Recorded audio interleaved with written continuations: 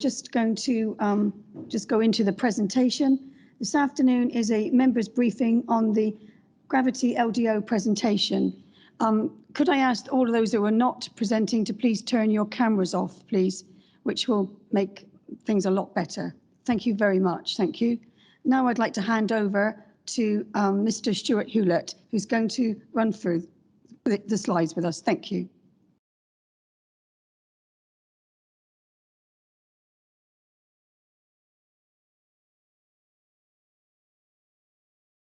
Hi, sorry, good afternoon, everyone. Apologies, it was a bit quicker, Councillor Slocum, than I was expecting for the handover, so apologies, I wasn't quite ready with the mute button. But good afternoon, everyone. As Councillor Slocum says, I've got some slides to run through regarding the Gravity Enterprise Zone Local Development Order. Hopefully everyone can see the screen. I can see from the room virtually that I can see the screen is up on the back of the canal side, but hopefully everyone else can see that on the Teams view. Before I do start, I would like, if possible, just to introduce a colleague, David Grattan. David, would you like just to say hello to everyone and explain who you are, please? Good afternoon, everyone. My name is David Grattan. I work for a consultancy called Arup, and I've been supporting the council with the local development order on the Gravity site over the past 18 months, and prior to that I was involved with the Huntsville Energy Park planning application back in 2012 and 2013, and in both cases I've been supporting Stuart as sort of shadow case officer. Thank you, David. It was important just so that members know who David is, because David will maybe answering some of the technical questions that may crop up this afternoon as well. The purpose of the presentation is really to run through the substantive items which are on the full council later relating to Gravity. So there are two recommendations in front of members today. One relates to the shadow habitats regulation assessment. I've got a couple of slides on those just to give you the background on that, and then I'll move on to the more substantive item, which is about the adoption of the LDO and follows the recent statutory consultation. So in terms of the shadow habitats regulations, like I said, I've just got a couple of slides on these, which I'll quickly go through. For those members unfamiliar with the habitat regulations, it's important that the HRA, and I call it HRA, but when I do say it, I'm meaning habitat regulations, is considered and endorsed prior to the consideration of the detailed matters of the local development order. This is because of the overriding status of the habitat regulations and the need for the competent authority, in this case us, Sedgemoor District Council, to be clear that before considering the plan or the project, in this case the local development order, that there wouldn't be a significant likely effect on a European conservation site. Those members who attend Development Committee will be aware of the HRA procedure and the fact that we have to take this recommendation before we even go on to discuss the detailed matters. So at the formal council meeting this afternoon, you will have the habitat regulation assessment recommendation first before the substantive adoption of the LDO recommendation. So the slide that you've got up on the screen sets out the formal requirement under the duty under Regulation 9.1 of the Habitat Regulations, which is for competent authorities, in this case local planning authorities, but it can include other public bodies, to exercise their functions which are relevant to nature conservation so as to secure compliance with the requirement of the Habitat Directive. So that's the key reason why we have to look at the HRA issue. The purpose of the Shadow Habitat Regulations Assessment is to set out whether Sedgemoor, as a competent authority, considers whether there would be a significant effect on the conservation objectives of a European site arising from the local development order proposals, and the sites which are listed are those which have been covered off in terms of the assessment. For those of you unaware of the acronym, so SPA is a special protection area, Ramsar European sites designated under the Ramsar Convention, and SAC is a special area of conservation. So they're all European designated sites, and these are the ones that have been considered as part of the assessment. I won't run through them all because they're on the slide. In terms of the assessment itself, it identified, with the exception of the 7 estuary SPA, SAC and Ramsar sites, that the LDO proposals would not give rise to any likely significant effect on the other sites that are listed on the slide. This is mainly due to the distances involved between the Gravity site itself and the designated sites, and the lack of any source or receptor pathway that connects the two. Just put the slide over.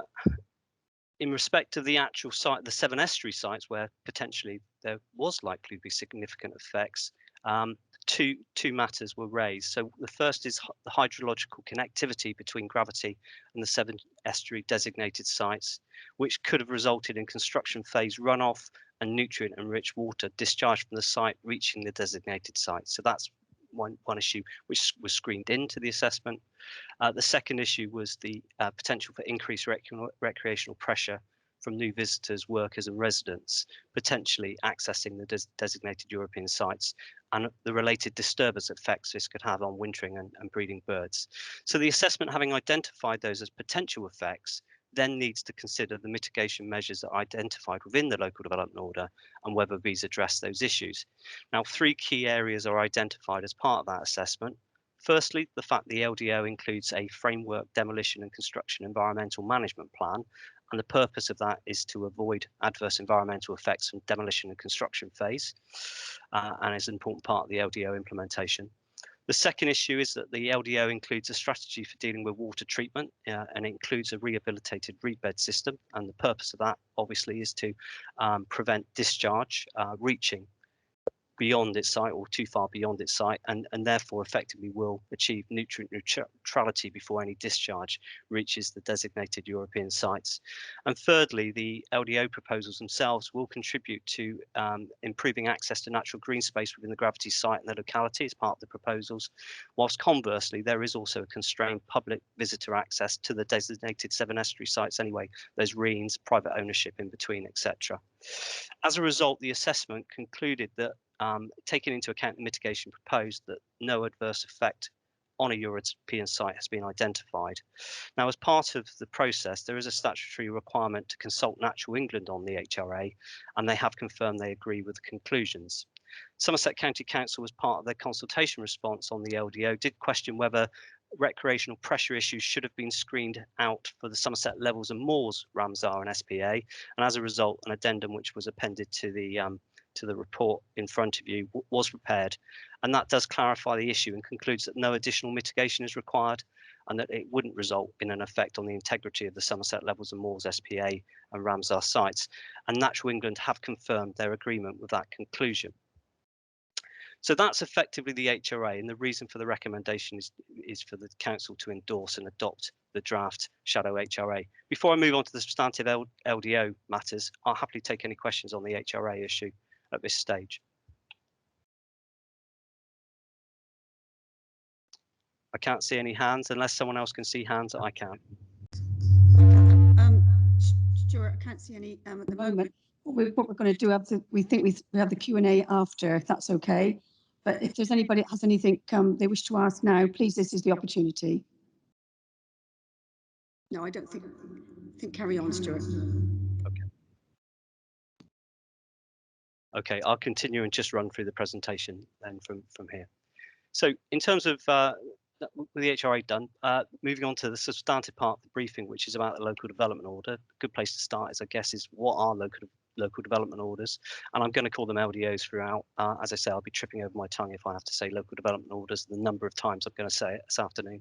So LDOs are locally focused planning tools that planning authorities can use to effectively grant planning permission for specific types of development or use classes within a defined area. The intention is that they streamline the planning system by removing the need for developers to make a traditional planning application. Instead, proposals are assessed against their compliance with the development zones, parameters, conditions and other requirements that are set out in the relevant LDO, and I'll come on to talk about some of those issues as part of the Gravity LDO. Similar to a mini local plan, they're prepared as written reports in draft based on relevant evidence and technical assessment, and then subject to public consultation before being adopted by the local planning authority, and that's the reason we're all here this afternoon.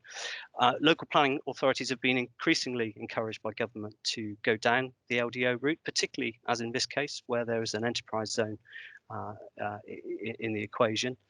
And this is on the basis that they have the benefit of simplifying the planning process where it's appropriate and proportionate to do so. They also offer significant flexibility in that they can apply to a whole range of different sites and development types, rather than prescribing or dealing with a single scheme solution, which are then more difficult to change and amend. And if you think of an allocation in a local plan, it's usually allocating for a specific use, which then has to then rely on a local plan cycle of 5 years to change. An LDO is intended to be much more flexible and speedier than that. In being more simpler and more flexible, it also reduces resources both for the developer in putting the schemes together. There's not as much detail necessarily required, but also for the local planning authority in how schemes are ultimately assessed and determined as well. All that means is that the proposals can come forward with a greater degree of certainty, provided it meets the requirements of the LDO. A scheme is likely to be supported rather than having to wait until the end of an often lengthy planning application process with less certainty of the outcome until the final decision is made. As a consequence, a site with an LDO is likely to be more attractive for inward investment, and that's fundamentally why they're supported by government. It also means that, as I said about the local plan, it means the site can be developed quicker, regeneration brought forward quicker rather than having to wait for a 5-yearly local plan cycle to change strategic policies or the status of sites. So it's a much more flexible planning tool from that perspective. Importantly, though, for the LDO to come into force, it is required to be adopted by the local planning authority. Once in place, subsequent proposals that come forward are assessed against compliance with the local development order rather than a planning application. And as such, they have bespoke, shorter determination times and locally set planning fees. And I will touch upon that later in the presentation. In terms of the rationale for the local development order, in Gravity's case, the case for the Gravity Enterprise Zone, back in July 2020, the Council's executive approved the principle of preparing an LDO that would be funded and prepared by Gravity. And the slide in front of you sets out the key reasons for this. Firstly, the Council recognised an LDO would be beneficial in accelerating the delivery of the enterprise zone, particularly at a time most needed in the context of COVID recovery, the need for climate action, and the uncertainties associated with Brexit. There was also significant support for Gravity's vision of a smart campus focused on clean and inclusive growth objectives, which we've heard through our member briefings a lot about in the past, and of course the creation of higher value jobs and the transformational benefits that could bring to the economy. In practical terms, the LDO provided an opportunity to align the extent of the site as consented, so it has that previous energy park consent, which has a smaller site boundary, which allows for the LDO, though, has a larger boundary which aligns with the boundaries of the existing enterprise zone and the objectives of the smart campus. So it has allowed for an extension of the boundary, the LDO process. And again, I'll touch upon that when we get onto the consultation responses. It was also recognised the LDO approach would be more market facing and attractive to international investment opportunities. And that's again another key driver for the LDO in this case. And flexibility, obviously an important part of this process. It allows a response more quickly to strategic opportunities given the scale of the site. It is, if not the largest, it's certainly one of the largest available brownfield sites in the UK, and therefore having that flexibility is going to be really important in attracting emerging interest in large-scale advanced manufacturing, for example. Okay, so I was going to pause, but I'll keep going then, Councillor Slocum, unless you tell me otherwise. But I may just have to have a quick stop for a drink of water, if that's okay. Certainly, thank you. Okay, so in terms of the preparation of the local development order, then next slide sets out some of the key milestones and stages which has seen the preparation. So whilst funded and prepared by Gravity, using Stantec as the key technical support, there has been, as you would expect, a high level of collaboration with the council through regular meetings and discussions. There've also been regular updates to executive and member briefings as well over this time period. Monthly local development order delivery group meetings have been held, which are focused around consultees, agencies, partner organisations, and ourselves and Gravity, of course, which has allowed for regular updating on likely market demands, occupier requirements for the site, and also allowed the shaping of development parameters and the design concepts for the site, as well as providing opportunities for technical updates and separate workshops to address highways and other matters. So they've been key forums in developing and testing the LDO proposals. There have been regular newsletters and published by Gravity, as well as a number of online webinars that have been held across a range of topics which the local community and stakeholders have had the opportunity to join. There was also an informal consultation event held in June, hosted by Gravity, which looked at the emerging LDO material, including the potential for large-scale advanced manufacturing and the use of rail and the concept of the smart campus, as well as potential for residential and commercial uses on the site. More recently, focus has been on the preparation of technical information that's included the environmental statement and the material that's needed to support the draft LDO and the statutory consultation stage, and that includes the design guide and compliance form, and I'll touch in detail on those in a moment or two. This has culminated then in a formal statutory consultation period that's run for 30 days between the 9th of November and the 9th of December, and I will come on to the outcomes of that consultation at the end of the presentation. Moving on to the key elements of the local development order, just to give you an idea of what actually was put out for consultation. The LDO consists of a number of important management elements, most important being the local development order itself, which sets out the purpose, principles of the LDO, as well as a statement of reasons to underpin the rationale for its approach. It also critically sets out a description of development, which I'll touch upon in a moment, schedule of uses and parameter plans that will then together identify the development that's permitted by the local development order, as well as setting out conditions to ensure that whatever development comes forward is acceptable in planning and procedural terms. It also includes a heads of terms for the Section 106 agreement to legally secure relevant planning obligations, requirements and mitigation, and I'll touch upon that later as well. The LDO document within it also includes the compliance application form for the assessment of proposals against the LDO. So this is the form that would be filled out by potential occupiers to demonstrate how they comply with the elements of the LDO. If they don't meet the compliance test, then a full application would be required and they wouldn't be able to rely on the LDO for their proposals going forward. The third important element of the management side of it is the design guidance, which sets out key design principles and requirements that, again, subsequent proposals will need to demonstrate compliance against, as well as setting out good design practice for the site as a whole. This also includes a design checklist. So again, it gives the opportunities for developers to recognise the importance of design matters and understand how the requirements come together in terms of how proposals should respond to setting and context, etc. The fourth part of it is a requirement to publish an environmental statement. Again, environmental statement presents the findings of an environmental impact assessment, which has been undertaken to identify if there's any likely significant adverse effects on the environment and arising from effectively those management tools, so the parameters, the design principles, construction management measures, etc.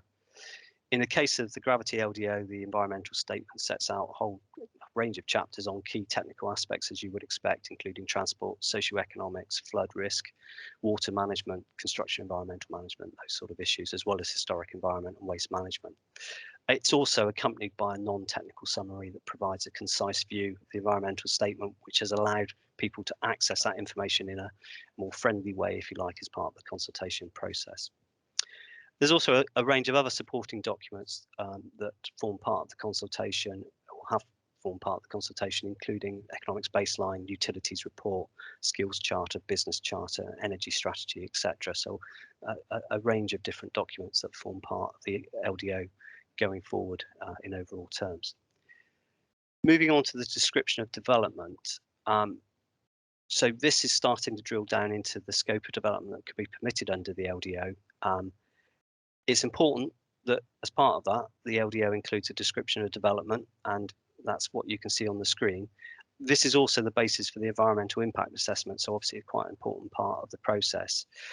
As you can see, it does identify a wide range of uses based on the need for, if you look at the first section under paragraph A, the large-scale enabling engineering works that you would expect the site to require. So that would be permitted under the LDO, provided it meets the other tests. The known market demand for large-scale advanced manufacturing, which is picked up in subsection BI of the description, so up to 1 million square meters of commercial floor space across a range of uses that you would expect in terms of commercial floor space, very much focused on advanced manufacturing, as I'll come on to when we get to the parameters. And then with section BIA setting out a range of buildings, effectively a supplier park, if you like, that would help form the smart campus, up to 100,000 square metres across a wide range of uses again, delivering commercial, hotel, leisure uses. And then related to this under part BIII of the description, up to 750 homes as part of the wider smart campus to provide for worker accommodation. And that is worker accommodation, not general market housing. And I'll come on to that issue later on in the presentation as well.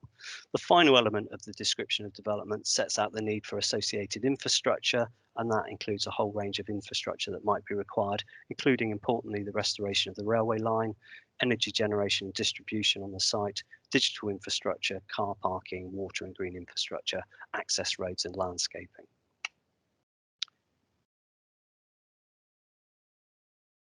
So on its own, the description of development would permit a significant range and quantum of development, and it certainly shows that in terms of some of the numbers attached to the description.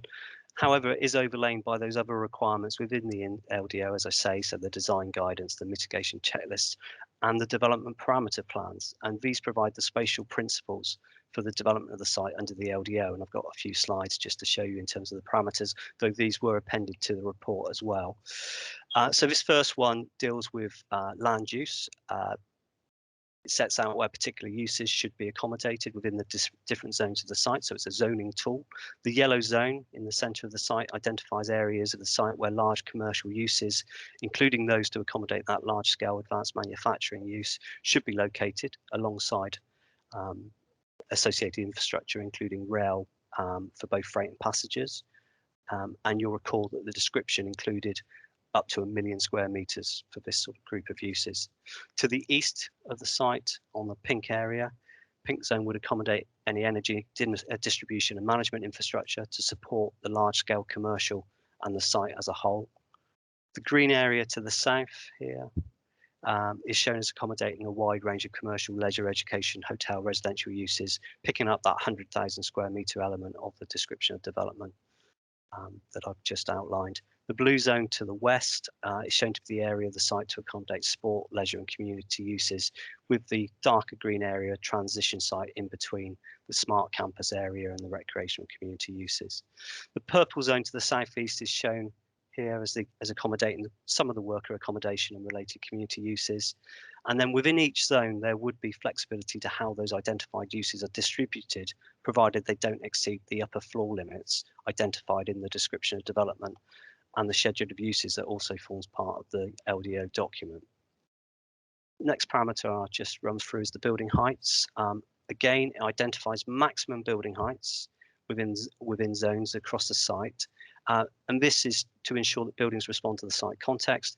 As a general rule, the heights increase towards the centre of the site and are lower as you get towards the existing communities around the edge of the site, as you would expect. I'm conscious that you won't be able to read the key on the plan, so I'll quickly run through some of the heights that are involved. So starting with the blue zone to the south, heights are set around 9 metres generally, with no more than 5% of the zone being able to go to 12 metres, which would allow for key buildings and design legibility, etc. As I say, that's pretty much in keeping with the existing development closest to the site. The green zone to the north of that would rise to a maximum height of 12 metres, and then the yellow around it up to 15 metres as you're getting further away from existing development. And then the orange site starts to see some real height, as you would expect, going into those commercial uses, up to a maximum of 23 metres, and then reaching its highest at the centre of the site in the pink zone or purple zone, corresponding where that large-scale advanced manufacturing use could be located, and a maximum building height of up to 35 metres, which would be a substantial building without any doubt. In addition, a further 25 metres is identified for any stacks that might be required as part of the use. So it does set quite a high parameter. That said, the environmental statement does identify the sensitivities of this in respect of landscape and visual impact, identifying significant adverse effects, which obviously needs to be weighed against the major economic benefits of securing a large-scale advanced manufacturing facility for the site and the locality, and the wide economic benefits that would arise from that. But it's also important to stress that this is a maximum parameter. It doesn't mean that you'll get a single building of 1 million square metres at 35 metres, and that would be acceptable or wanted by an occupier at that scale. I mean, it would be a pretty expensive building to build. The role of the design guide in addressing scale and massing as a design requirement will be an important management tool to provide confidence that those impacts can be managed and mitigated appropriately in the context of the environmental impact assessment. The final lighter pink zones are set at much lower heights at 11 metres, and in the north they're aimed at mainly infrastructure, including infrastructure that might be required around rail infrastructure, so gantries for cranes in the northern zone, and then green infrastructure and sports and leisure in the southwest corner, so potentially community buildings, etc. So again, much lower parameter in terms of 11 metres. Moving on to the next parameter plan is the Strategic Transport Infrastructure Plan. This deals with the key transport infrastructure, sets out primary vehicle access points and movement corridors. And you won't be able to pick it up necessarily from the screen, but it does include dotted lines on either side, which allows for a deviation for scheme. So if a primary access road came onto the site within those dotted lines, it's unlikely that in itself would require planning permission, provided it was within that 30-metre deviation line or 50-metre deviation line. The parameter only covers the main routes. Ultimately, any development will have a series of internal streets and connected movement corridors, which will be guided by the movement principles within the design guidance. In terms of the dark line, I don't know if you can see the dark dotted line, but that's making provision for the restoration of the railway here as well. So again, if that was to come forward in that area, it's unlikely that would require planning consent, provided it met the other requirements of the LDO. There's other opportunities. There's a parameters plan that identifies opportunities for micro-mobility as well, that I haven't got as part of the presentation, but again, it's setting up parameters that will allow for things to come forward easier and quicker where they meet the smart campus objectives in terms of e-scooters, e-bikes, those sort of things, in terms of different ways of moving around the site, which is more in keeping with the smart campus vision. Furthermore, I know there's been mention over the last few days in terms of the role of the Bridgewater Port, and again, that's an important point that does need to get picked up as part of the LDO in terms of the role the Bridgewater Port might have and the commercial opportunity that gravity will provide for the port and how beneficial that might be for occupiers as well. So that is something that has been raised more recently directly with us, and it's something that we will be picking up with our discussions with Gravity in terms of that issue. In terms of strategic landscaping, which is further parameter plan, this sets out the key design features for the landscaping of the site. It includes, as you would expect, strong structural tree and woodland planting and green space around the perimeter, pocket gardens, pocket and park areas within the site, supporting recreation and leisure, and then a strong green edge along Wollavington Road with landscape corridors across the site as well. It's indicative in terms of the green space and placemaking focal points that you would expect proposals to bring forward when we get to the compliance assessment, and obviously there would be an objective for high quality landscaping to come through as part of the LDO proposals. So putting all that together, and just to help with the visualization of what the site might look like, is this concept plan. Within those individual parameters plans, there's obviously a great deal of flexibility as to how the development could be built out in the future under the LDO, with only the key matters set for any assessment of the compliance elements. As a result, there's a number of development scenarios that could emerge, but hopefully this concept plan does at least give one potential visual interpretation of what that might look at. And as you can see, the concept plan sets out a focus on large floor space of advanced manufacturing in the centre of the site. It will be served by freight and passenger rail line and a supplier park to the south. It includes strategic movement corridors, but also prioritised micro-mobility links, as well as opportunities for strong landscaping, recreational uses and parkland as well, all set within that strong landscape context. So this is only meant to be indicative, just to give a visual interpretation of what those parameters could deliver on the site. Moving on to the compliance assessment part of it. So once we get proposals come forward, then they would be assessed for the compliance against the local development order, and ultimately there are some key areas that a compliance assessment is looking at. So the first requirement as part of the compliance would be for specific supporting statements and plans. So for example, if an occupier is proposing housing, they'll need to provide justification for the use, for the need of that housing and the type, etc., and how it would meet the requirement to be worker housing, so how it would be legally tied going forward. It would also include statements on the occupier's approach to things like environmental, social governance in order that they can fit with the overall gravity vision or the vision for the site. Second part of the form explores how proposals comply with the development parameters. So the parameters I've just gone through, developers would need to show they tangibly demonstrate their compliance with those parameters. Then the fit with the description of development and the use classes that have been accepted and identified within the schedule of use. So for instance, advanced manufacturing up to 1,000 square metres would comply in the central part of the site, but more than 750 worker houses in that identified area wouldn't, because the parameters don't allow for that. The mitigation checklist, very important part of the management documents of the LDO. This will require information and documents to demonstrate how mitigation has been addressed as part of proposals, and depending on the proposal will vary in terms of what will be expected. But for the larger proposals, there will be a need to see documentation that is not dissimilar to a planning application in terms of transport assessments, travel plans, in order to demonstrate, for example, transport impacts. Potential occupiers will also need to outline how their proposals align with the design guidance, as I've said, and how they meet the design principles. And that includes things like relationship with existing development, landscape biodiversity considerations. And finally, proposals will need to show how they're in compliance with the LDO conditions and any Section 106 obligations.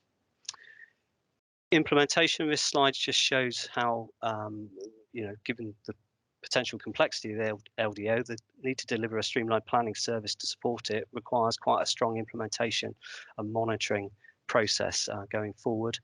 The slide sets out what this could look like in terms of governance arrangements and the setting up of a specific implementation team. So similar to Hinkley Point C and the administration of the development consent order, what it will be important is the detailed advice and assistance that is given to potential occupiers at an early stage to help guide them in shaping their proposals and to ensure they can meet the parameters and requirements of the compliance assessments rather than those landing blindly into the implementation team. Whilst the final process of compliance might be straightforward and streamlined, it's clear there needs to be a high degree of that front loading in terms of engagement at the early stage, and that's what the boxes show. So the first box on the process shows that an occupier will arrive, they'll be assessed against the suitability with the gravity vision.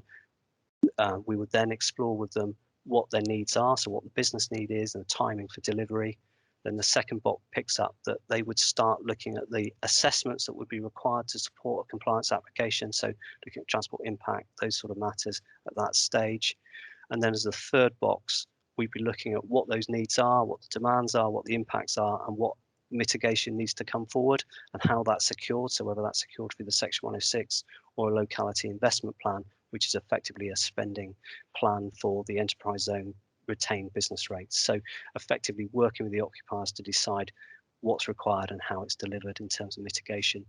Only at that stage, once all that work has been done, would a compliance form actually be formally submitted to us, which would include the completed assessments and mitigation checklist, and we would consult on that.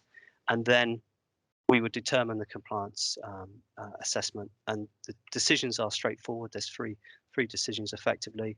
You either grant a compliance certificate which sets out the requirement to deliver the proposals in accordance with the mitigation that's been identified.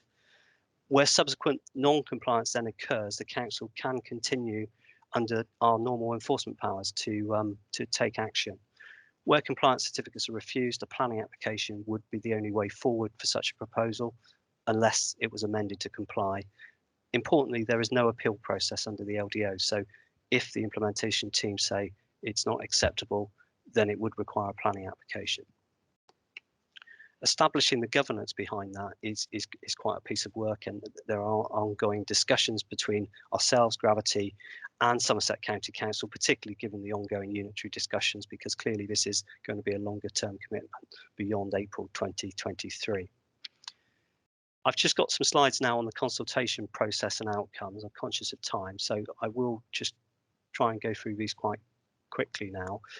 In terms of the consultation process then, so that ran between the 9th of November and the 9th of December, as I say, for 30 days. We undertook our normal processes that meets the legislation requirements, so that includes notifying over 2,000 households and over 150 consultees. We've put site notices up, we've publicised it through social media and put press notices. We've had an online seminar and we've had 2 face-to-face community drop-in sessions alongside parish council public meetings as well, and as well as undertaking direct discussions with consultees as well. The outcome of all that has been that we've received a total of 61 representations, 32 from interested parties and 29 from my slide, yeah, and 29 from statutory consultees. That is right, the slide is right, I did update it. And of that, 31 responses have been in support or raised no objection, and 30 responses have objected or raised concerns that have needed to be addressed. You will have seen as part of the report, a full schedule of representations has been appended to the report, setting out the comments received and the suggested responses and any proposed modifications which arise from these. I don't intend to go through those in details, but I will just quickly summarise some of the key issues which were raised. So firstly, there was a lot of support for the project's transformational economic benefits, as you would expect. So a lot of support from some interested parties on that, particularly including the potential for job creation, particularly in the high value area, as well as the rollout of skills, training opportunities, supply chain opportunities, and alignment with the clean growth objectives as well that have been well set out by Gravity in the past, as well as alignment with climate change action, and also providing a legacy beyond Hinkley Point C. The LDO itself was also viewed positively as a tool due to its flexibility and its attractiveness for investment. But there were some concerns raised as well. A few concerns raised in terms of its very broad brush nature and the suggestion that it lacks a bit of clarity.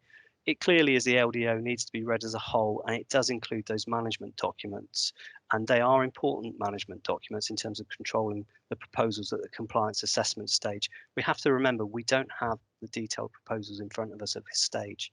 What we need to make sure is the LDO has the appropriate management tools in place to allow us to assess and ensure the impacts are acceptable in terms of proposals as they come forward. But ultimately, the purpose of doing an LDO is to provide flexibility. So where it's broad brush and covers a range of uses, that's a positive in terms of its flexibility. In terms of the impact on adjacent properties, there was some concern raised, particularly from properties near the east of the site, so the closest properties to it, and there was some concerns about housing in that area being identified. But again, it's important to read the documentation as a whole and recognise there are those controls there through design guidance, mitigation checklist, to ensure that they are considered at the compliance stage. The extent of the developable boundary having increased was raised, and this is accepted. As I said, it's a different planning tool from the previous planning application. It's a new planning tool. It can review and look at boundaries, and it has done as part of the process. And one of the key drivers for extending the boundary has been to align with the enterprise zone boundary that's already in place anyway. And this did feature as part of the informal consultation stages as well. So it isn't the first time that this has been introduced. There's been general concern over the scale of proposals, including the potential height. And as I've set out, the parameter does allow for some significant height. And there has been concern about the impact on Puriton and Woollavington villages and the infrastructure demands that would arise from this. Again, I'm going to sound like a stuck record really. The management documents are going to be key in managing those issues.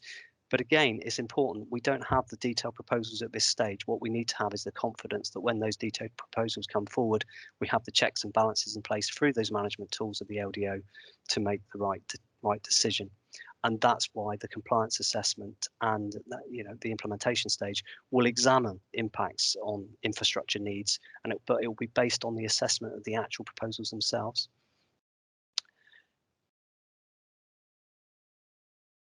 Just continuing with the concerns then, inclusion of housing in the proposals was raised as a concern, but again, and particularly the need for the housing, but as part of the LDO preparation, there was market intelligence and discussion with occupiers that suggest work housing could be an important element that needs to be provided for as part of the LDO. Although, again, it's important to emphasise it would be appropriately legally tied in perpetuity to ensure that it's worker housing, not general market housing. And it would only come forward if the occupier needs it. So if it's a requirement, if not, it won't come forward. The mitigation checklist also identifies the need for housing proposals to include a proper assessment of their infrastructure needs, so healthcare, education, etc., to support that compliance assessment at that stage. And we've also identified some modifications to strengthen that. There's been a range of technical matters raised as well, flood risk, biodiversity, and those are also matters that have been considered by the statutory consultees. And it's been agreed that those matters can be broadly addressed through the suggested modifications. And things like biodiversity strengthening, we've got some modifications and strengthening of wording that will clarify the delivering of biodiversity net gain and ensuring flood mitigation is embedded in the compliance assessment, for example, to pick up on those issues. An issue raised by the members of the public and the parish councils was the potential for reduced local influence on subsequent proposals, because you won't be going through a normal planning process. Of course, streamlining the process is an important rationale of the LDO, but again, we've identified some modifications that will provide an opportunity to embed early community engagement into the implementation stage, as well as offering an opportunity for notification of proposals as well. Concerns was raised regarding the length of consultation, but it does meet the legislation requirement. It does set out a minimum requirement for 30 days consultation for LDOs with an environmental statement, and therefore our consultation does accord with that. A further issue that's been raised is the non-carryover of some previous Section 106 agreements, obligations, from the previous Section 106 agreement linked to the energy park application. A number of the community-focused obligations have been carried over. The main omission relates to some highway obligations, and this does remain part of the negotiations on the Section 106 heads of terms, and is an element of the subject twos as part of the recommendation to find a way forward on that issue. They're not lost from the LDO, but instead they're proposed to be picked up as part of the locality investment plan rather than the Section 106. It's a matter that we need further discussion on between ourselves, Gravity and Somerset County Council, and those discussions are ongoing. So as I say, it is one of the subject twos, but we accept those highway obligations need to be picked up somewhere, whether that's the 106 or the locality investment plan. Moving on to the main issues raised by statutory consultees, Parish Council raised a number of issues similar to the points raised by interested parties, so I won't go through those again, but again, it's that understanding of the management documents and the role of the compliance assessment. They've also picked up about the community involvement issue. And again, as I said, we've identified particular modifications that strengthen the need for community engagement as part of the process and notification to the parishes. National Highways, formerly known as Highway Agency, raised no objections, subject to conditions requiring transport modelling, impact on Junction 23, parking, bus services, etc. Issues that we have addressed through the modifications to the mitigation checklist to ensure those assessments come forward at the compliance stage, and therefore we can understand the impacts that the proposals, when we know what they are having, and those modifications have been agreed with the National Highways team as well. National England have not raised any objection, but have sought assurance about how biodiversity net gain will be considered. It's obviously an important issue and it needs to be satisfied through the compliance assessment. And in any case, it will be a mandatory requirement through the Environment Bill anyway. We can give in consideration again how we can pick these issues up, strengthen the wording and strengthen any text in the checklist to make sure that those matters are addressed, and we can pick that up through the minor technical drafting changes identified through the recommendation. As I've already set out, Natural England do agree with the conclusions of the Habitat Regs assessment as well. Somerset County Council provided a consolidated response across minerals, waste, climate change, highways, rights of way, flood risk, ecology and education. All these matters are addressed through the mitigation checklist and the proposed modifications. As I've said, further discussion on the Section 106 and how the highway obligations are secured will continue.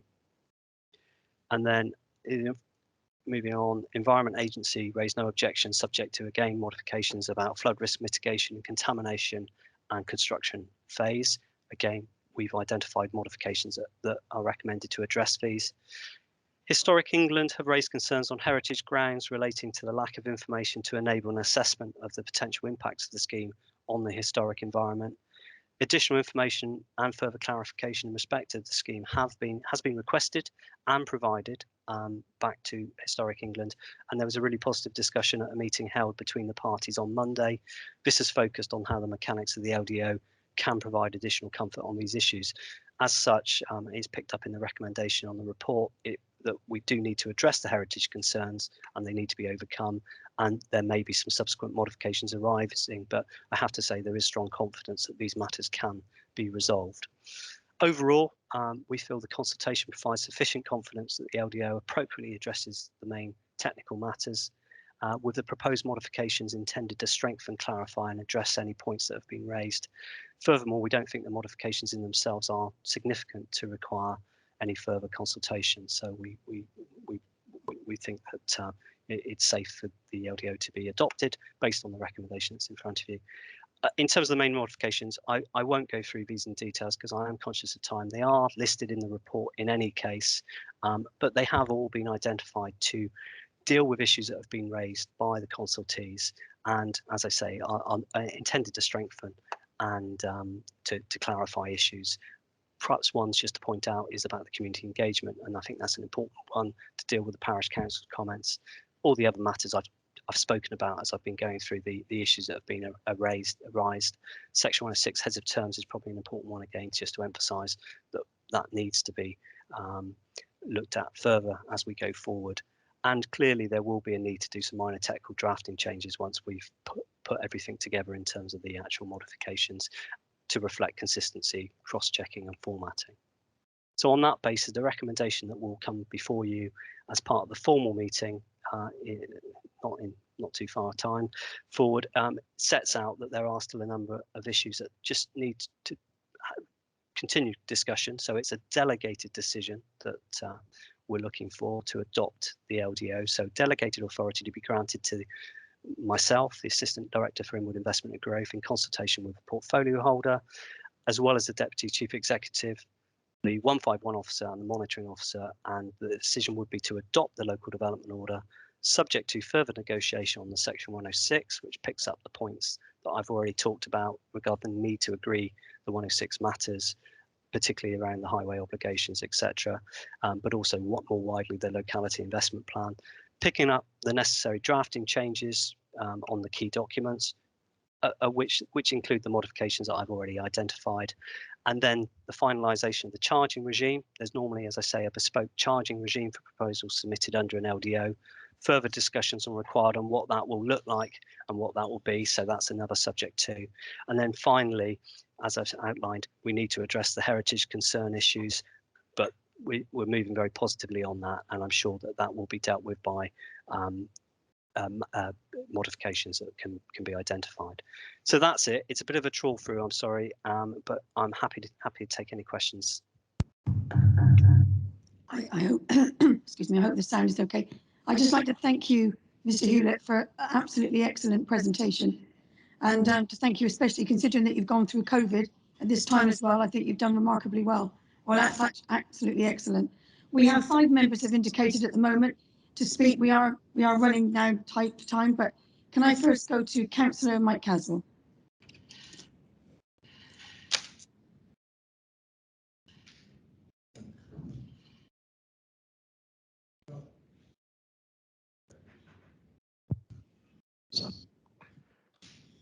Thank you, Stuart, for that presentation. However, we touched on a little bit about the facilities at Dunbar and Bibby's Wharfs, etc.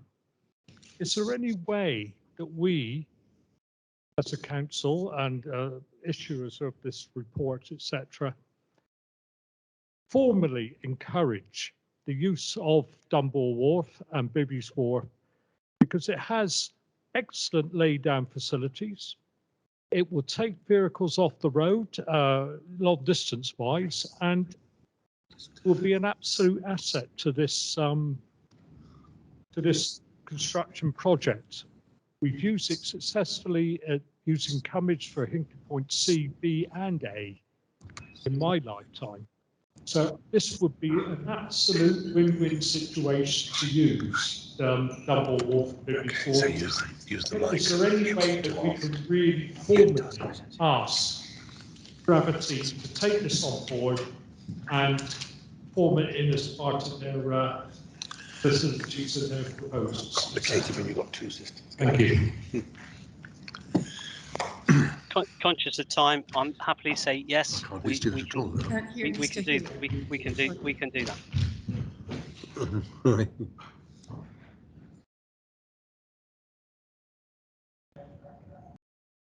Stuart, can you try again? I was going to say, I'll keep the answer short. Yes, we can do that. Perfect. Thank you very much. Can I now go to Councillor Phil Harvey, please?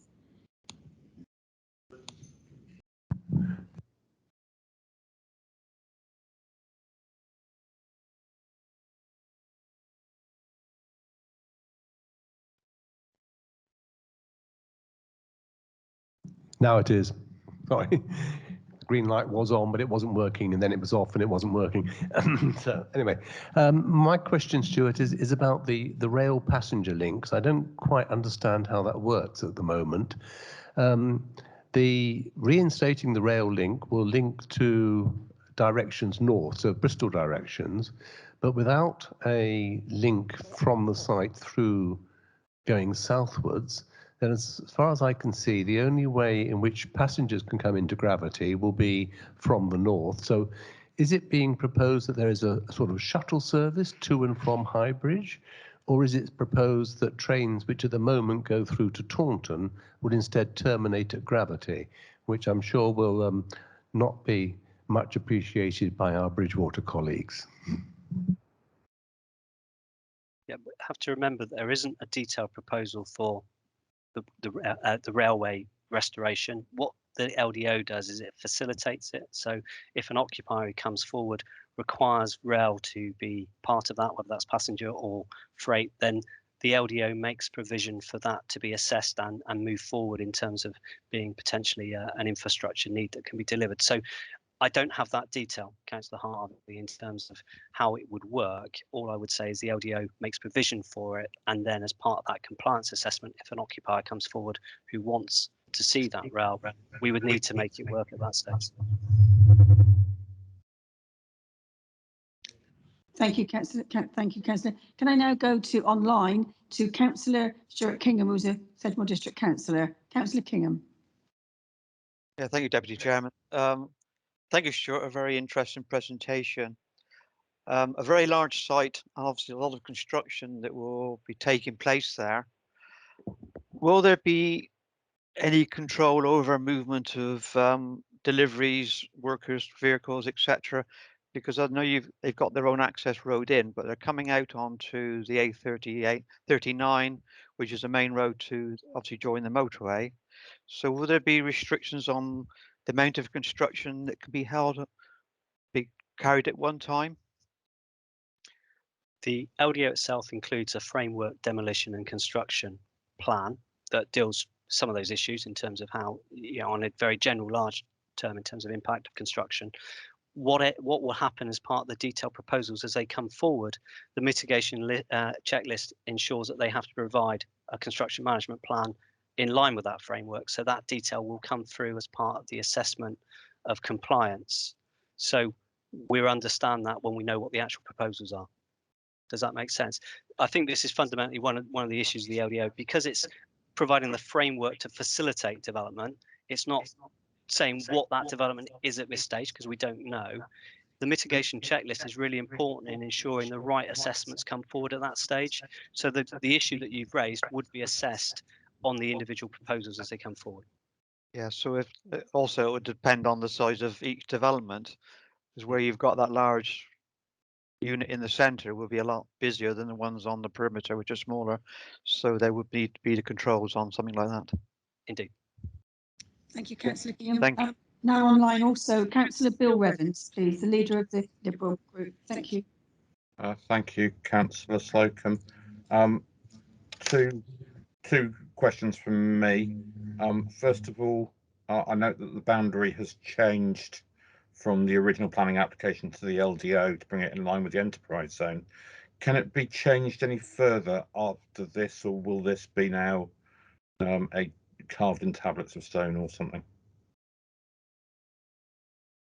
The LDO includes the site boundary that I've shown today, so that for any proposal to come forward under the LDO, it would need to be within that boundary, so it can't change subsequently, and it wouldn't need to anyway, because the enterprise zone boundary now aligns. So anything else that could come forward would have to come forward as a planning application rather than rely on the LDO. Okay, thank you. That's helped me clarify. It's slightly linked to my other question, which is around the housing arrangements for the 750 potential houses on the site. I'd like to understand more about the guarantees that these will in some way be tied housing, and how does that interrelate with the comments from the County Council around education, that that volume of housing would require a new primary school in the area, which presumably would have to be on the Gravity site, given what you've just said about the boundary. I'm particularly mindful that we will have houses that are occupied by people of working age, and therefore the calculation for the number of children may well be slightly beyond the average that they usually use for calculating education provision sufficiency. So I'm just very mindful that we need to get that right. We need to get those allocations right early.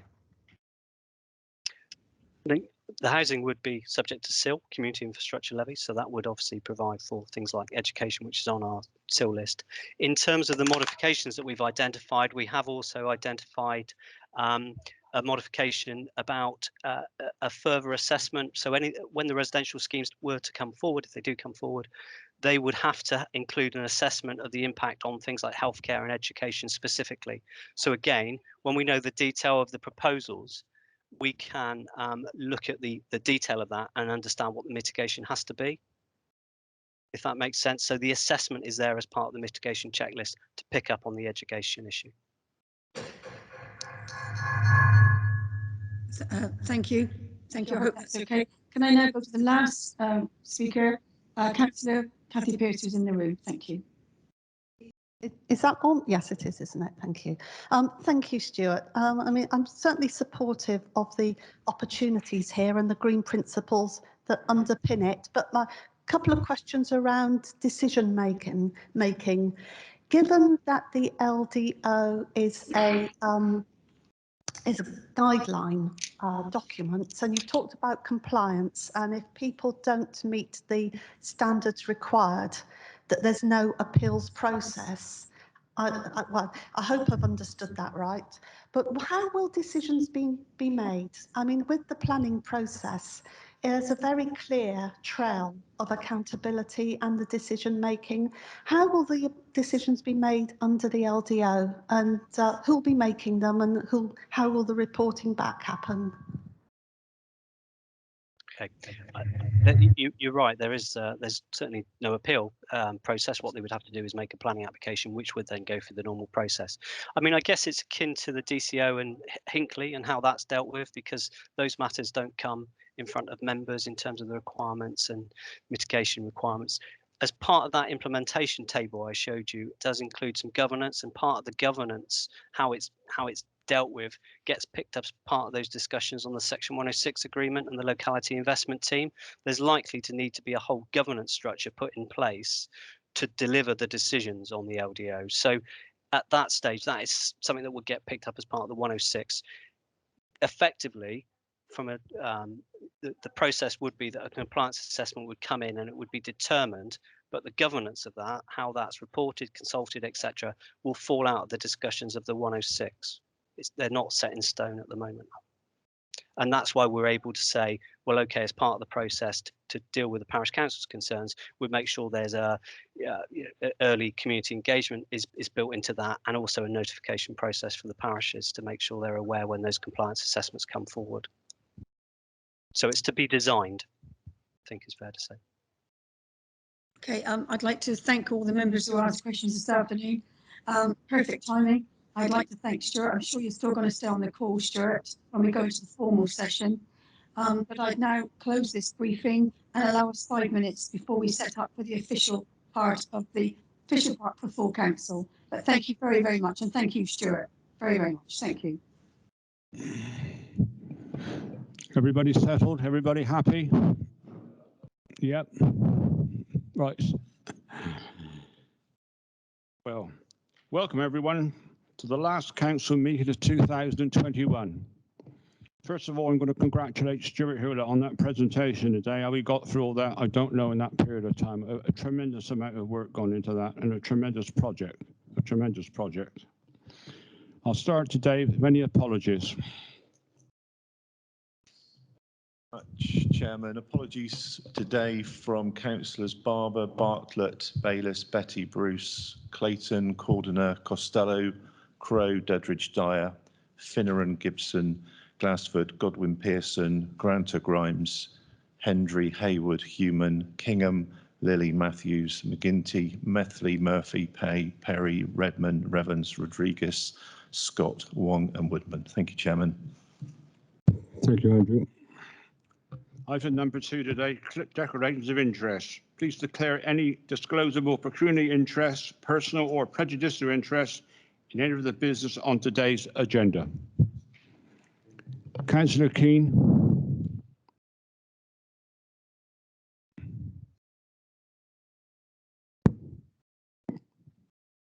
Is it working?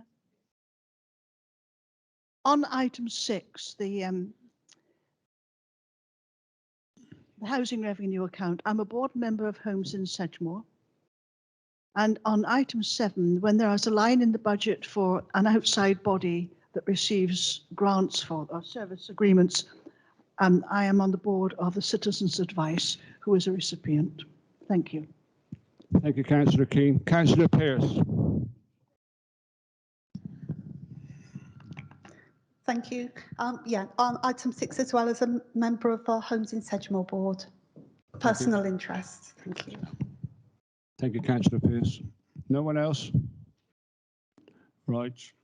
Item number 3 on today. Another one of the things we have to do at council meetings. At this time of year is a bad thing.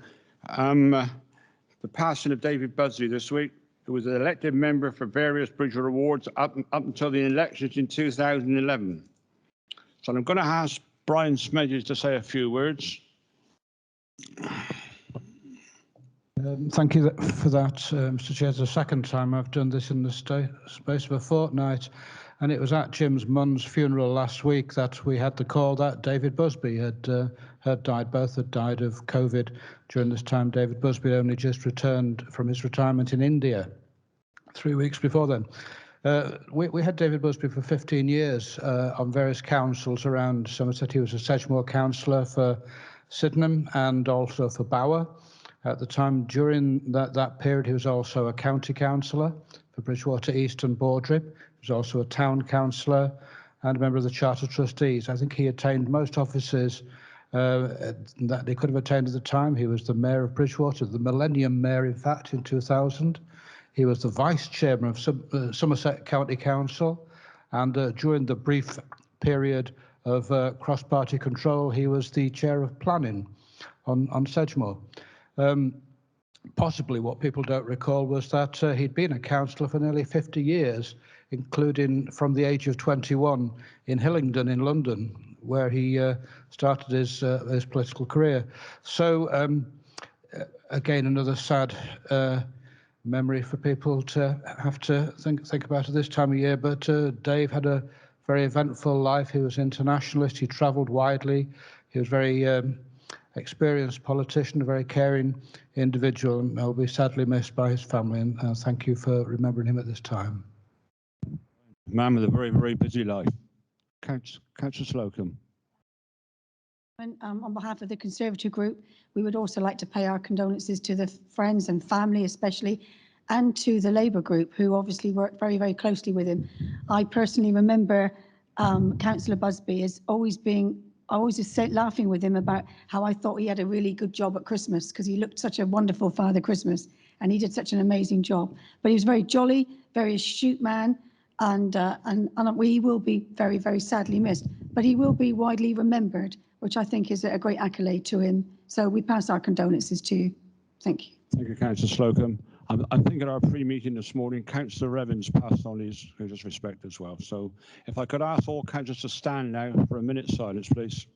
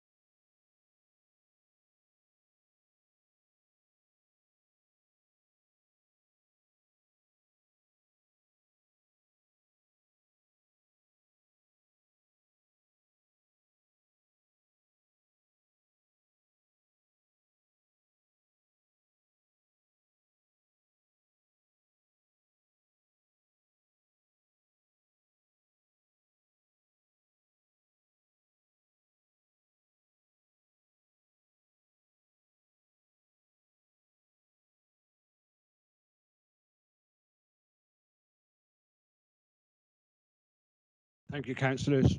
I think when I started at Sedgemoor, David just about was finishing. Then what a busy life he led. What a busy life. We've got no members of the public registered to speak today. So let's go straight on to item number 4, which is the Shadow Habitats Regulation Assessment Report for Gravity, the Local Development Order. I'm going to hand over to Jill Slocum now to propose the recommendations. Thank you, Mr. Chairman.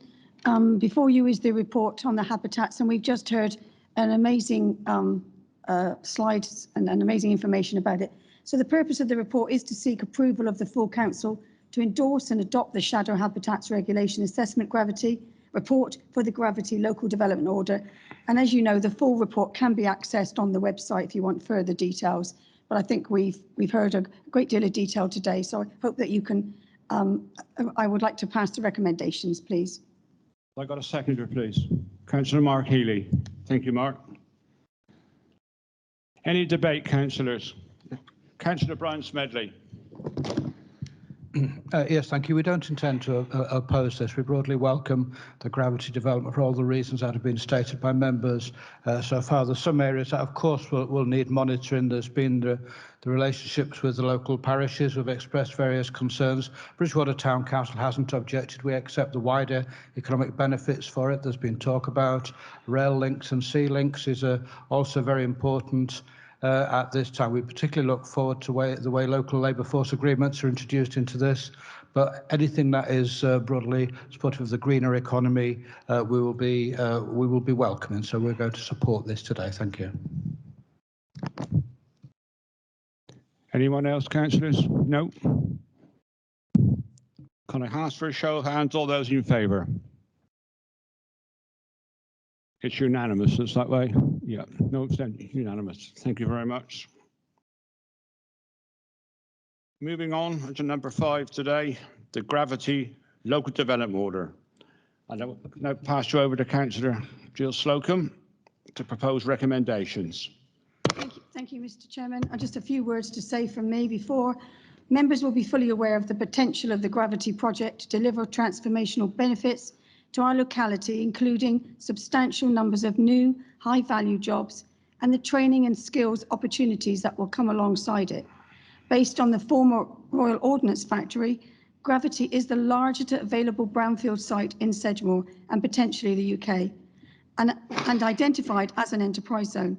The site is being brought forward with the potential to deliver over 7,000 highly skilled jobs in key growth sectors centred on advanced manufacturing clean growth technologies. The offer of the Gravity Enterprise Zone is a crucial element in providing substantial floor space to support diversification and upskilling with the potential for significantly enhance our economic performance. Furthermore, the business rates income from the site provides the opportunity to pump prime strategic infrastructure to sustain growth in Sedgemoor and the wider locality. As such, the project's importance is further enhanced in the context of COVID recovery, the need for climate action and the uncertainties associated with Brexit. The Gravity vision is strongly aligned with the Council's economic development strategy. It is based on the opportunities for the site to be transformed into a smart campus focusing on clean growth objectives embedded into low carbon technologies and opportunities to secure those highly quality jobs. The key intention of the local development order is to secure tangible market interest in the site to realise these ambitions by accelerating its redevelopment and regeneration. An LDO is a planning tool, as many of you know now, that can assist in realising these clean and inclusive growth ambitions and should therefore be seen as a positive way forward for the site. It will enable the Council and Gravity to respond quickly to the new opportunities as they emerge and complement the enterprise zone status in respect of offering a more agile and responsive planning process, enabling the site to be promoted and marketed to foreign direct investment. As you've heard today, Stuart Hewlett, our officer, has provided an overview of the LDO, including its rationale, content and approach, and reporting back on the recent statutory consultation has been undertaken, providing the outcomes of that process and identifying the next steps before recommending to the LDO as members for adoption under delegated powers. Therefore, I would ask members today that you will approve these recommendations, that we can move forward as quickly as possible. Thank you very much. Thank you, Mr. Councillor Slocum. Have I got a seconder? Councillor Mark Healy. Any debate?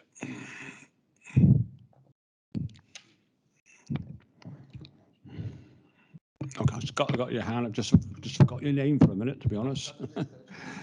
Go on. Yes, thank Charlie you, Mr. Riches. Chairman. Sorry, Charlie Riches. Come on, Thank you, Councillor Mr. Charlie Chairman. Riches. I know you can't see me behind the screen. The Liberal Democrat group agrees with the principle of the LDO as an important step towards the ambitions of gravity. But can I just have a clarification on how the monitoring and scrutiny of the LDO process will happen in future by members of this authority or successor authorities, in terms of scrutiny of the governance of what is actually agreed as individual schemes are put forward within the LDO? Thank you. Councillor Slocum, can you respond to that? I believe that, from my understanding, is that you will be informed, we will be kept informed of every stage and every process as we go along. This is a transparent process, and one that we know that everyone is interested in and wants to know, so that you can let your communities know exactly what's going on. So, as you know, being the portfolio holder, if you need further clarification or any questions you need to ask myself or Stuart Hewlett, please don't hesitate, or obviously Doug Bamsey as well. Thank you. Thank you, Councillor Slocum. Thank you, Councillor Riches. Councillor Phil Harvey. Sorry, if I can just follow up on that one. Does that mean that reports will be brought to the council, to the executive, to the local plan policy group, the development committee? I mean, who exactly will be getting the reports as to what is actually happening? I suspect that many stages will come back to the executive, but as you know, through our planning policy group, we go through and we'll talk about everything. And I think as much updating and as much information that we can give out the process as we go along, I will certainly make sure it happens. Thank you, Councillor Slocum. Thank you, Councillor Harvey. Any more debate on this? Right, and you've heard the recommendations. Can I have a show of hands then, please? All those in favour? It looks to be unanimous again. Thank you, councillors. Right, moving on, item number 6 today. Recommendations from Leader of Council. Moving to items, the Housing Revenue Account 30-year business plan. The recommendation for Leader of Council on the 22nd of December 2021. I will now hand over to Jill Slocum to propose the recommendations. Thank you, Mr. Chairman. These went to the executive this morning, and the Housing Revenue Code is a 30-year plan. We're in extremely good position at the moment, and I think we always have been. So I would ask you to accept these recommendations, please. Thank you. Have I got a seconder for that? Yes. Councillor Andrew Gilling. Any debate, councillors? Councillor Phil Harvey. Thank you, Mr. Chairman. It's a peripheral matter as regards the actual 30-year business plan, which I'm happy to support. But in paragraph 5 or section 5, it does mention that council house rents will be needing to increase, I think in April, by 4.1%. Now, many of those people who pay council house will, of course, receive universal credit, and the temporary uplift of that has disappeared. We have the CPI, the cost of living index at the moment, 5% above where it was, and the predictions from the energy specialists are that the regulation level of gas and electricity prices is likely to rise in April by some 30 or 40%. Now, that's obviously going to be a significant financial effect on many of our residents. So I'm just wondering what we are putting in place in terms of the support that we can offer to people who find themselves in financial difficulties. Are we anticipating there being an increase in demand on our services or support that we give indirectly through things like Citizens Advice Bureau? And what plans, what contingency plans have we to address those? Councillor Slocum, please. Thank you. I will find out I think any rise, nobody wants a rise, Councillor Harvey, nobody. But obviously we have to, and these things have to happen. But there is lots of mechanisms in place for helping people that need benefits and need extra care. And I will get back to you if I feel there's anything extra we can do. I think there'll always be, Sedgemoor has the citizens' advice that works close to them. And we also have people in our council who advise and give much help. So I think there's a tremendous amount out there, and we'll continue to do the good work that we do. Okay, thank you, Councillor Slocum. Councillor Brian Smedley. Again, we don't intend to oppose anything here today because it's still a work in process. Unfortunately, Sedgemoor isn't. Sedgemoor's coming to an end very soon. It's a dead council walking in the shadow of the gallows. And in the shadow of that, on the whole, Sedgemoor has been quite sound with its finances over the years.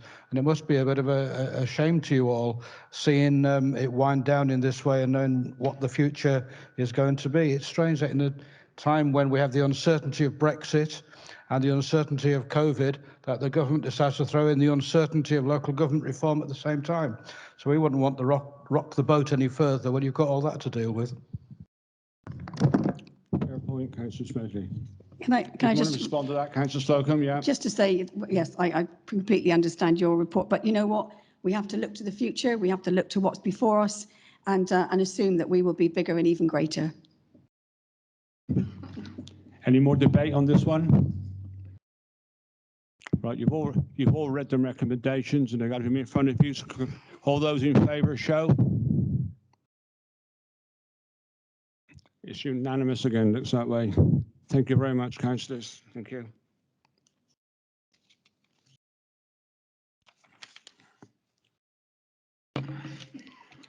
Moving on, item number 7, the medium-term financial plan, IT capital.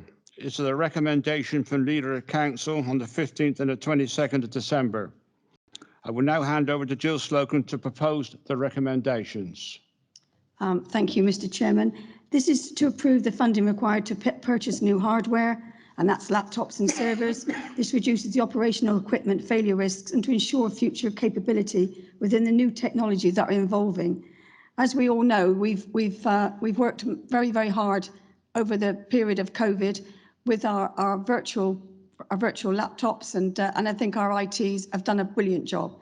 And therefore, I would ask you to approve this recommendation on the expenditure of the hardware that is required. We still have a considerable time to go forward before vesting day, and it's very, very important. And also, Sedgemoor is quite a lead on IT, so I think will be a help to the new council. So I would ask you to approve this recommendation, please. Have I got a second for that? Councillor Mike Caswell. Thank you, Mike. Debate. Councillor Phil Harvey. Thank you. I assume that Councillor Slocum is also moving the other 1 to 10 items that are in the recommendation from the leader, so as well as item 11. And simply on item 11, I've only had a chance to have a brief look at the recommendation. It does say in there that it has yet to be decided where the expenditure will be funded from. So can I assume that that will be a matter that comes to the council for debate at the time of the full budget? Thank you, Councillor Harvey. Councillor Slocum. Yes, that everything, as you know, we are transparent and we make sure that you know exactly where that money is coming from. So don't worry. And when I said to recommend approve the expenditure and purchase, what I was trying to say was that was the whole thing. But thank you for that clarification, Councillor Harvey. Councillor Brian Smedley, please. Well, this item did come to the chairs of scrutiny to consider whether it should come today, and obviously it should. It's a interesting matter. It's a lot of money. It's a late item, and it's not clear exactly where that money is going to be coming from. But it's been stressed that it's absolutely necessary at this particular time. So we presume that our officers who are usually 100% reliable and everything need that, and that Councillor Doddridge will be defending any where it goes wrong in the process. So we'd obviously support this at the moment, and those explanations I'm sure will be forthcoming very soon. Councillor Slocum want to respond to that, Just I to think. say to you, it absolutely will. Councillor Dudridge unfortunately wasn't able to be, otherwise he would have been defending his patch, don't worry. But well, we certainly will let you know what's happening. Thank you. Thank you, Councillor Slocum. Thank you. Right, I'll have a show of hands now. Please, those in favour, a show of hands, please. That looks to be unanimous anyhow. I'm just about to see you there, Charlie. It's okay. It's all right. It's okay now when you're at the end. No, okay. Right. Thank you, Ken. Was Councillor Slocum would just like to... Oh, after you, Mr. Chairman, if I may, I may indulge just to say a few words.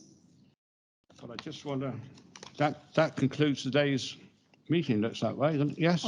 I just wanted to... wanna... Oh, sorry, I just wanted to thank members that have come today. This has been a very difficult period, but thank you all for this year. And I really just want to say on behalf of our group, and I'm sure the Labour group and the Liberals, that we look forward to seeing you next year. Over to you, Mr. Chairman. Sorry. Thank you very much, Councillor Slocum. You stole my thunder, actually. I was just going to thank everybody for their patience and understanding the way the situations we've been in the whole year, really, and people have adapted that way. And we've just had a report on giving more money to IT. But where would we have been without these people in IT? A chap like myself, really, who's not particularly switched on to technology, but by God, the help they've given me in the last year and got me going a little bit. Now I'm getting a bit of a bug to me about. In fact, my wife's starting to complain now that she don't get enough attention. You're always on that technology. So there you go. How things can change in a year. I got you all laughing. I thought you would. So really, I'm not going to carry on anymore. I'm just going to wish you all a very, very Merry Christmas, and you and all your families, and all stay very safe. And we look to meeting up again in 2022. Thank you very much. The meeting now ends. Thank you.